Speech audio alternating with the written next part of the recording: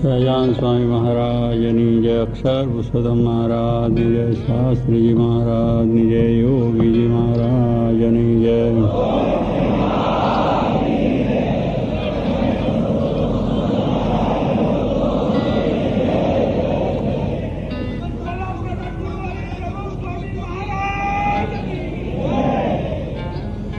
ઉત્સવની વાત કરતાં ઉત્સવ પહોંચી ગયા છે.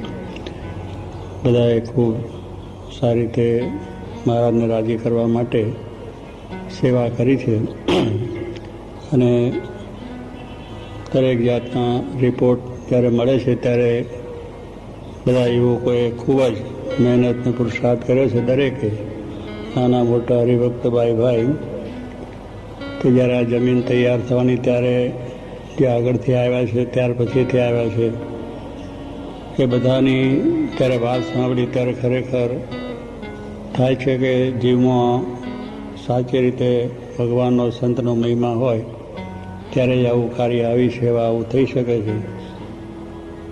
કારણ તે વખતે આ જમીન તો એકદમ એટલી બધી ખરાબ હતી, કંઈ ઊભું રહેવાનું મન ના થાય. ઘાસ પણ ઉગેલું, ખાડા પણ ટેકરા, દુર્ગંધ પણ મારે. પેલી અમારી તરફ તો મોટું ઘાસ એટલે સાપ પણ ત્યાં રહેતા, સાપ બધા. એટલે તે વખતે એ કામ કરનારાઓને સાપ પણ દેખાય, ત્યાં આગળ ફરતા હોય પણ, અને મચ્છર પણ એટલા હોય છતાં પણ એ બધાને ન ગણકારતા શરીરને કષ્ટ વેઠીને મહારાજને રાજી કરવા માટે આ સમયાનો સેવા જે કરી અને ખૂબ રીતે સફળતાપૂર્વક એ કાર્ય બધાએ કર્યું છે એને ખૂબ ધન્યવાદ છે. કારણ કે આવું કાર્ય ન થાય, ગમે એવું હોય તો મૂકીને ચાલ્યું જવાય કે હવે અહીંયા આવ્યા છે ત્યાંથી અને આ બધી ઉપાધિમાં આ બધું કામ કેમ થાય. પણ છતાં બધાએ જે સુખી રીતે રહેતા એવા છોકરાઓ અને બીજા પણ બધા નાના મોટા એ કરીને સેવા કરી છે. ઘણાને ઘરના પ્રસંગો આવ્યા તો પણ મૂકી દીધા.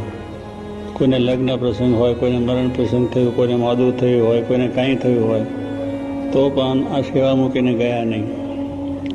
એ પણ મહારાજે કહ્યું છે કે આપણે ભગવાનને સંતમાં એ હોય તો પછી આ બધું મૂકી શકાય છે ને કે મૂકી શકાતું નથી.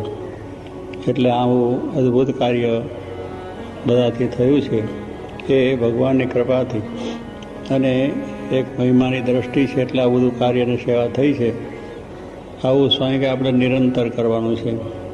મનની અંદર આવી દ્રઢતા એ નિરંતર આપણા જીવમાં રહે તો સ્વામી કે દરરોજ અહોહો થયા કરે કે આપણને આનંદ રહ્યા કરે. અને એવું નિરંતર જો ન રહે તો સ્વામી પાછો સત્સંગ મોરો પડી જાય, મન પણ મોરું પડી જાય. માટે સ્વામી કે આવું આ વસ્તુ દરરોજ તાજીને તાજી રાખવી. આવો મહિમા, આવી કથા, વાર્તા, સેવા, ભક્તિ એ નિરંતર તાજું રાખવું. જોગી મહારાજ વાત કરતા કે લીમડીની અંદર દિવાન સાહેબ હતા, ઝવેરભાઈ દિવાન સાહેબ વિરસદના હતા અને લીમડી ઠાકોર સાહેબ ત્યાં દિવાન, એ પોતે ત્યાં લીમડીના દિવાન હતા. એ દિવાન સાહેબ પહેલાં જ્યારે ઓફિસમાં બેઠા હોય, પહેલાં જાણ તો આપણે જેને ઓફિસમાં પણ આ પંખા લાઇટ બધું નહોતું ત્યારે બહાર એક નોકર બેઠો રહે, બેઠો પેલો મોટો પંખો નાખે અને બીજું કામકાજ હોય તો પણ તરત આવે. એટલે પેલો ઘંટડી વગાડે, ઓફિસમાં નથી પહેલાં ઘંટડી હતી, અત્યારે ઇલેક્ટ્રિકથી બધું ચાલે. ત્યાં વગાડે એટલે પેલો ભટ્ટાવાળો આવે, આવીને તરત ઊભો સલામ, વળી 5-10 મિનિટ થઈને વળી પાછો જાય ને વળી પાછી ઘંટડી વગાડે આવે.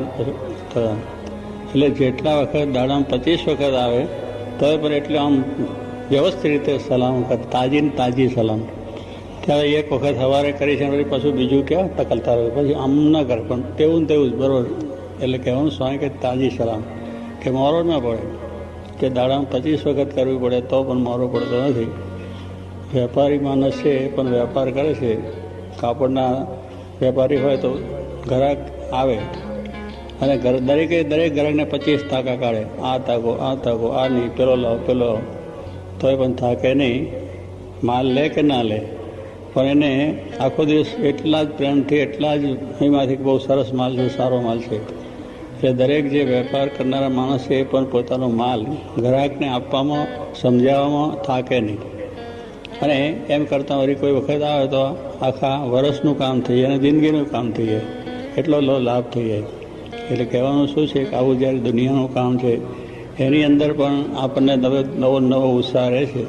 આ તો ભગવાનનું કામ છે, ભગવાનને રાજી કરવા છે, તો આપણો ઉત્સાહ રહેવો જોઈએ અને આવો નવો આનંદ રહેવો જોઈએ કે અહીંથી આપણે સેવા કરીને પછી હવે મોડું પડી જાય ઘરે જઈને, તો ત્યાં પણ કથા અને વાર્તા અને સેવા અને ભક્તિ એ પાછું એટલું જ ઉત્સાહથી આપણે રાહ, એમાં મોડું પડે નહીં.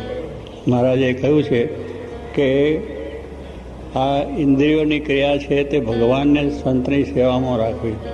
હવે ઇન્દ્રિયોની ક્રિયા એટલે આપણી જે આંખ છે, કાન છે, નાક છે, વાણી છે, હાથ છે, પગ છે, આ બધી ઇન્દ્રિયો ક્રિયા કરે છે.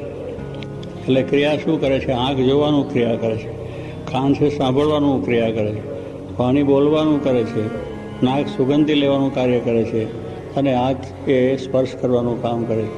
આમ બધી ક્રિયાઓ ઇન્દ્રિયોની થયા કરે. 14 ઇન્દ્રિયો છે. એટલે એ પ્રમાણે 5 કર્મ ઇન્દ્રિય, 5 જ્ઞાન ઇન્દ્રિય અને 4 અંતસ્કરણ. આ બધી ઇન્દ્રિયો પોતપોતાનું કામ કર્યા જ કરે છે. એટલે શ્રીજી મહારાજ કે જો એ ઇન્દ્રિયોની ક્રિયા છે એ સંસારના વિષય તરફ તો છે જ, આ વિષયની અંદર પ્રવૃત્ત છે જ. એટલે એ પ્રમાણે જોવું ને ખાવું ને પીવું ને બધું અલગ જાતનું બધું જોયા કરે, અમુક જાતનું સાંભળ્યા કરે. આપણે ન સાંભળવા જેવું પણ સાંભળવું, એ બધું પણ આપણે માટે ખોટું છે. એટલે મારે કે જો ભગવાનને સંતની સેવામાં રાખવાની વાત કરી, કઈ રીતે થાય કે આંખ છે એ ભગવાનના દર્શન કરે ત્યારે એને શાંતિ થાય. આપણે જોવાનું તો છે જ, બહાર હરીએ ફરે એટલે જોયા વગર તો ચાલે ને કથળે પડીએ, પણ એ જરૂર પૂરતું જોવાનું છે. પણ એને શું કે મને સહિત જો જોવામાં રૂપ આવી જાય તો એ રૂપ આપણી અંદર પેસી જાય અને પછી એના વિચારને સંકલ્પ થાય. પણ ભગવાનનું રૂપ જો જોઈએ તો ભગવાનનું રૂપ નિર્ગુણ છે, સંતનું રૂપ સ્વરૂપ નિર્ગુણ છે. એટલે એના દર્શન કરીએ એ આંખની અંદર આપણે ભગવાનની સેવા કરી, આંખે કરીને ભગવાનની સેવા કરી કે ભગવાનને સંતના દર્શન થાય, તો એ સેવા ભગવાનની થઈ ગઈ. અને ગુણાચાર્ય કહ્યું કે આંખ પણ પાપ કરે છે કે જે આપણે બધું જોવાતું હોય બહારનું રૂપ ને બીજું ને ત્રીજું એમાં જે થતું હોય તો એનો પાપ પણ થાય છે. તો એ પાપનું નિવારણ પણ આ દર્શનથી થઈ જાય છે. એવી રીતે કાનની ક્રિયા છે સાંભળવાની, એટલે લોકોની નિંદા અને કોઠલી ને બધું ઘણી જાતનું સાંભળીએ, જેની જરૂર નથી એવું સાંભળ કરીએ તો એ પણ પાપ વર્ગે છે. તો એનું નિવારણ માટે સંતની સેવાની અંદર, ભગવાનની સેવાની અંદર ભગવાનની કથા વાર્તા સાંભળીએ, એ સાંભળીએ એટલે આપણો પાપે ભરી જાય અને શુદ્ધ થાય. આ ઇન્દ્રિયની ક્રિયા છે એ શુદ્ધ થાય સાંભળવાની. એટલે ભગવાનની કથા, ભજન, કીર્તન બધું સાંભળીએ કેટલો આનંદ થઈ જાય. અને લોકોનું સાંભળ્યા કરે આખો દિવસ તો ઉલટો આપણે દુઃખી થઈએ. અને ભગવાનની કથા સાંભળી હોય આખો દિવસ, આખી જિંદગી આનંદ થાય, ભગવાન રાજી થઈ જાય. એમ સુગંધથી પણ ભગવાનને ચડ્યા પુષ્પ અત્તર એની લેવાની છે, તો એ ભગવાનની સેવા થઈ ગઈ. એમ વાણી છે ભગવાનના જ ગુણગાન ગાય. લોકોને ગમે તેમ બોલ કરીએ એ કોઈને ખરાબ લાગે, કોઈને ખોટું લાગે, કોઈને કંઈક થઈ જાય. અરે બધું આપણે સ્વામી કહે છે ભગવાનની ગુણગાન કહીએ તો બધું નિવારણ થઈ જાય છે. હાથે કરીને ભગવાનનો સ્પર્શ, સંતનો સ્પર્શ, એમની સેવા, તો એ હાથનો પાપ પણ ભળે છે. અને આપણને હાથની ક્રિયા છે એ ભગવાનને સંતની સેવામાં રાખીએ તો આપણું બધું અંતસ્કરણ શુદ્ધ થઈ જાય. આ જો ક્રિયાઓ છે એ આપણે બહાર જો આવી સારી કરીએ તો અંતસ્કરણ શુદ્ધ થાય છે. અને પછી એને અનંતકાળના જે પાપ વર્ગ્યા છે બધા નાશ થઈ જાય. તો અનંતકાળનો પાપ છે, આપણે અનંત જન્મ ધારણ કર્યા છે, એટલે 184 જાતની પણ વાત કરી છે. હવે એટલા બધા આપણે જે ધારણ કર્યા છે પાપ કરતા જ આવ્યા છે. કારણ કોઈ દાડો ભગવાનને સંતનો આપણને યોગ થયો નથી, એટલે એ પાપ થતાં જ આવેલા છે.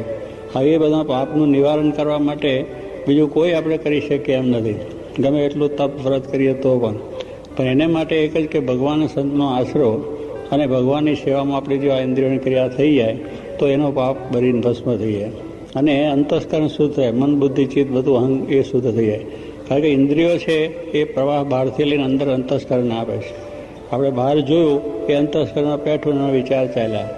એવી રીતે દરેક ક્રિયા તો એનાથી વિચારો થાય છે. એટલે સ્વામી કહે છે બહાર જો તમે સારું જુઓ, સત્સંગ કરો, કથા વાર્તા કરો, ભગવાનના દર્શન કરો, સારી રીતે વાણી ઉચ્ચાર કરો, આવું બધું કરો તો અંદર પણ એ વિચાર જાય. તો એનાથી અંતસ્કરણ શુદ્ધ થઈ જાય, પવિત્ર થાય, મનને શાંતિ થઈ જાય અને ભગવાન રાજી થઈ જાય.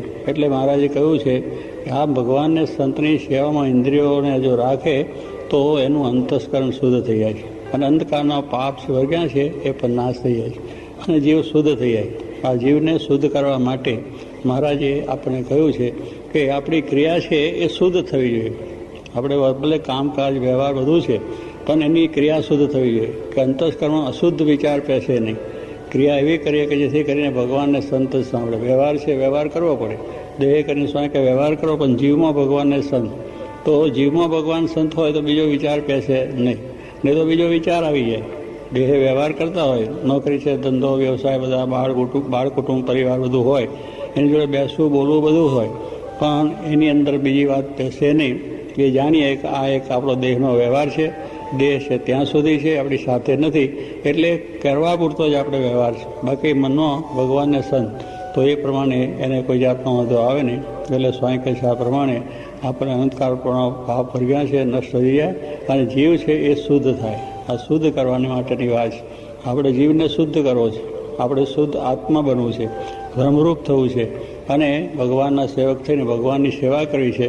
તો એ સેવા કરવા માટે આપણે અખંડ આનંદ અનખંડ ઉત્સાહ રહે એને માટે ઇન્દ્રિયોની ક્રિયા હંમેશા ધ્યાનપણું રાખીને કામકાજ કરતા, સ્વાય કે ભલે ખેતી કરતા હોય, નોકરી કરતા હોય, વેપાર કરતા હોય, નાહવાની ક્રિયા કરતા હોય, ખાવાની ક્રિયા કરતા હોય, તો પણ તે વખતે આપણે આ ભગવાનની સ્મૃતિ સાથે જો કરીએ તો અંતસ્કરણ આપણું શુદ્ધ થાય છે. આપણે તે જ કરવાનું છે. મહારાજના આપણે આશ્રિત છે. આપણે આ બધી સેવા અત્યારે આપણે કરીએ છીએ એવી ને એવું કાયમ માટે કરવાનું કે ઘરે કામકાજ કરતાં પણ કરો તો આપણો ઉત્સાહ હંમેશને માટે રહે. અને સ્વામી કહે છે આ પ્રમાણે આપણે આપણામાં જે અહમ ને મમત્વ બુદ્ધિ છે એ પણ નષ્ટ થઈ જાય અને દેહને વિશેની બુદ્ધિ પણ નાશ થઈ જાય છે અને આત્મબુદ્ધિ થઈ જાય. તો સ્વામી કહે સાધુનો સંગ કરો, કુસંગનો ત્યાગ કરો. એ પણ વાત કરી. કુસંગ જેટલો કરીએ એટલું અંતસ્કરણ ભ્રષ્ટ થાય અને ખોટા વિચારો આપણે.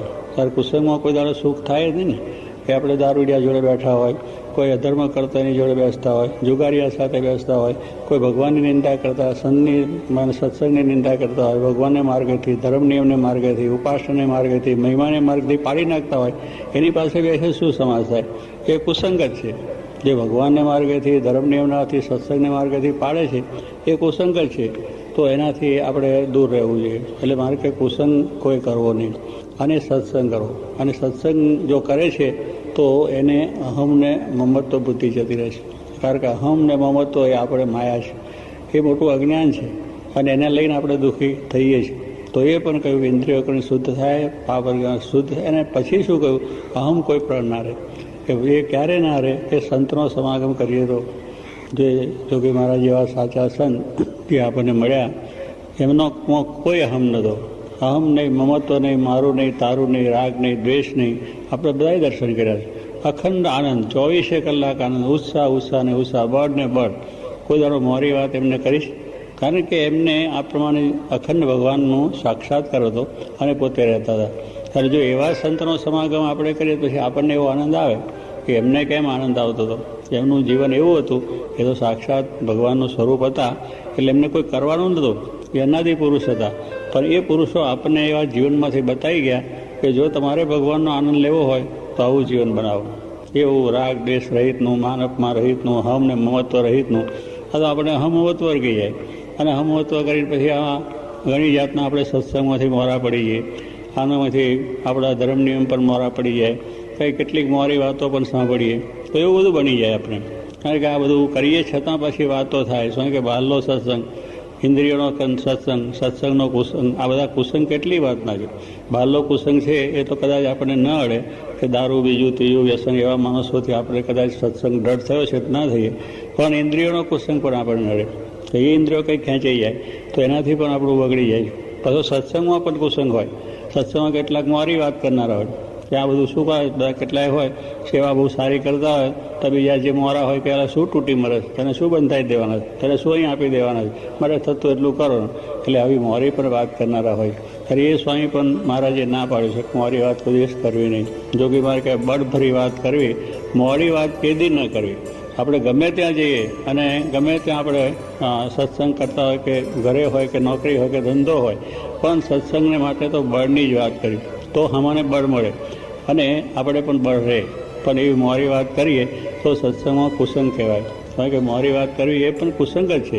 મારે ભગવાનના મહિમાની, સંતની મહિમાની, સત્સંગની તો મહિમાની જ વાત કરવી અને બધા એકબીજાનો મહિમા પણ સમજવો.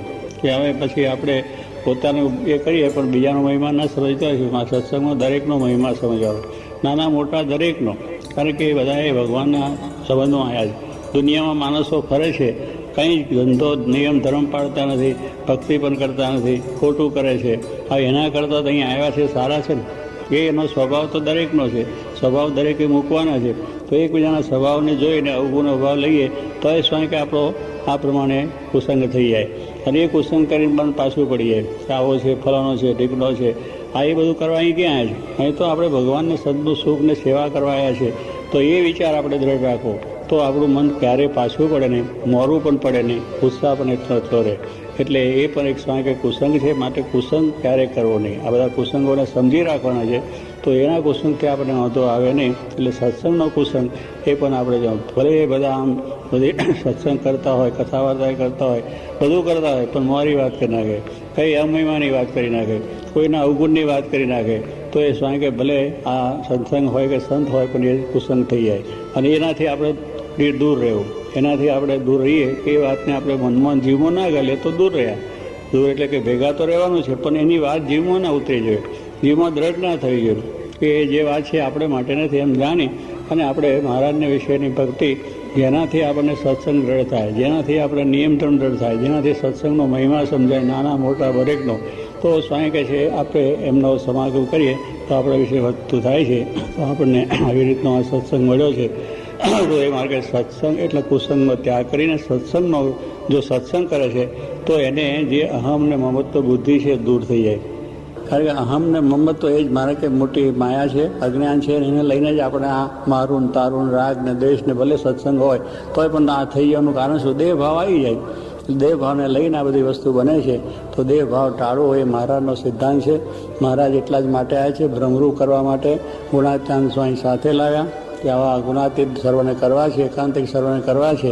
તો આપણે આ વાતને હંમેશને માટે ધ્યાન રાખવા, નિરંતર આનું અનુસંધાન રાખવું કે હું દેહ નહીં, હું આત્મા છું. તો પછી વાંધો ના આવે, તો કોઈ પ્રકારનો અહમત થાય નહીં. કેવળ ભગવાનના આપણે છે, ભગવાન આપણા જ. અને એ દ્રષ્ટિ રાખીને એના સંબંધમાં આવેલા બધાનો મહિમા સમજીને આવી સેવા નિરંતર આપણે થાય, એમાં આપણને બહુ બળ ને હિંમત રહે. તો આ વાતને ધ્યાનમાં રાખીને આપણે જે કંઈ ઉત્સવમાં આવીને સેવા, ભક્તિ, કથા, વાર્તા બધું કર્યું છે એ નિરંતર આપણને રહે. એટલા માટે મહારાજે જે આ વાત કરી છે, ઇન્દ્રિયોની ક્રિયા એ ભગવાનને સંતની સેવાઓ નિરંતર રાખવી, જ્યાં જઈએ તો, અને એ અંતસ્કરણ શુદ્ધ થાય, અંધકારના પાપ છે દૂર થઈ જાય, કુસંગનો ત્યાગ કરવો અને સત્સંગ કરવો. આ પણ છે. કારણ કુસંગનો સંગ આપણને થઈ જાય, કારણ બહાર ફરતા આવતા હોય તો સત્સંગમાં થઈ જાય અને બહારે થઈ જાય. એનું પણ બહુ જાણપણું રાખવાનું. નહીં તો આવો અમૂલ્ય સ્વયં કે છે સત્સંગ જે મળ્યો છે, ભગવાન સંત મળ્યા છે, એ પાછા થઈ જાય. ભગવાનને સંતનો અભાવ થઈ જાય, એને વિશે અરુચિ થઈ જાય, ધર્મ નિયમની સુગમતા થઈ જાય. કુસંગ વસ્તુ એવી છે તેનાથી પણ દૂર રહીને, એવા વાતોથી પણ દૂર રહીને સત્સંગ એટલે મહાન પુરુષ જે કહી ગયા, જોગી મહારાજ જે કહી ગયા છે, જોગી મહારાજ જે વાત કર્યા, શાસ્ત્રી મહારાજ જે વાત કરી છે, ભગતજી મહારાજ જે વાત કરી છે, ગુણાત્યાન સ્વામી જે વાતને જે એમને વાતો અને મહારાજના જે વચનાવતો છે એના સામે નિરંતર અનુસંધાન રાખવું. વચનાવતનો પણ હંમેશા પાઠ કરતા રહેવું.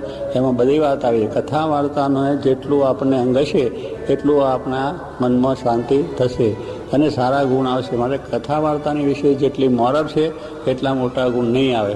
અહીંયા જે આગ્રહ ડૉક્ટર સ્વામી રાખે છે, મોહન સ્વામી રાખે છે કે કથા વાર્તા કરવી અને આરતીનો ટાઈમ પણ સાચવો. આ નિયમો છે આપણા. જો એ સાચવીએ તો એ થઈ જાય. કામકાજ કરતાં પણ ટાઈમ થાય ત્યારે આપણે એ બધું ધ્યાન રાખી લેવું જોઈએ તો વાંધો ના આવે.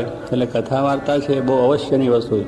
એટલે કોઈ ના હોય તો એકલા વચનાવત વાંચવું, વાતો પણ વાંચી રહેવી, 5 જણા ભેગા થઈને વાંચવું, ત્યાં જવું, પણ નવરા બેસીને અટરપટર ના કરવું. જો અહીંયા તમે બધાએ ગોઠવ્યું છે કે દરેક કેમ્પની અંદર હંમેશા આરતી સાંજે થાય, કથા વાર્તા પણ થાય, સંતો પણ તમને આપે છે, તો તમને બળ રહ્યું. નગર તમારું બધાનું અહીંયા જરા મોરપ પડી જાય.